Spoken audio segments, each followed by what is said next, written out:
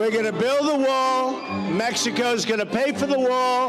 We're going to stop drugs from coming in. It's President Trump's best-known campaign promise from 2016. Build that wall. Build that wall. And he says he's delivered. So where does the wall actually stand? And does the rhetoric match reality here? We've built now over 400 miles of border wall, southern border.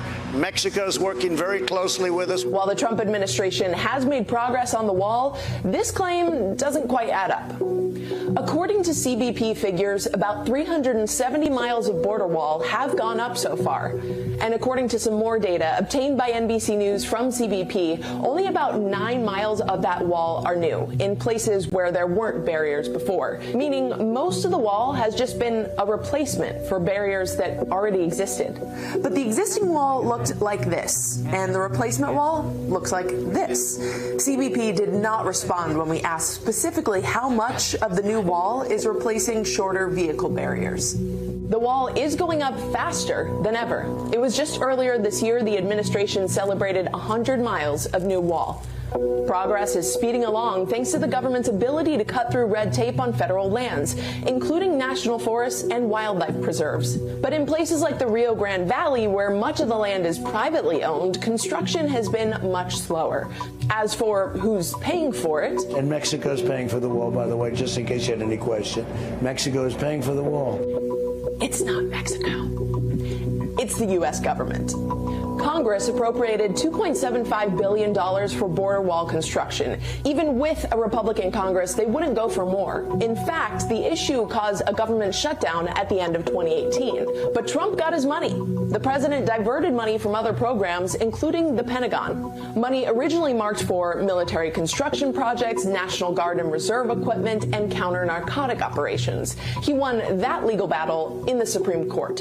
Of course, the president has pushed other immigration deterrents too, like his Remain in Mexico policy and his child separation policy. Parents were ripped, their kids were ripped from their arms and separated. And now they cannot find over 500 of sets of those parents, and those kids are alone. Nowhere to go. Nowhere to go. It's criminal. It's criminal. Let me ask Kristen, you about I will say this. They went down. We brought reporters, everything. They are so well taken care of. So where does Joe Biden stand on border policies? He doesn't support the wall now. He previously voted for 700 miles of border fencing in 2006. Biden also pushed for a crackdown on employers who illegally hire undocumented immigrants. He's since tried to distance himself from those ideas. There will not be another foot of wall constructed in my administration. And Obama-era immigration policies, like deporting hundreds of thousands of people without criminal records. So why should voters trust you with an immigration overhaul now? Because we made a mistake. It took too long to get it right. It took too long to get it right. I'll be president of the United States, not vice president of the United States. And the fact is, I've made it very clear.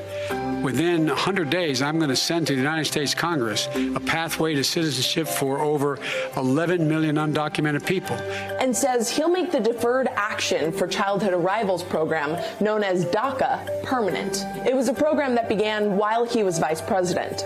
As for where voters stand on these issues, only a third of Americans want more immigration to the U.S., but it's the highest number since 1965. Even though the border wall was front and center in 2016, immigration has taken a back seat to other issues like the coronavirus or the economy this election cycle. So we'll have to see if this issue moves the needle for voters on Election Day. Hey, NBC News viewers, thanks for checking out our YouTube channel. Subscribe by clicking on that button down here and click on any of the videos over here to watch the latest interviews, show highlights, and digital exclusives. Thanks for watching.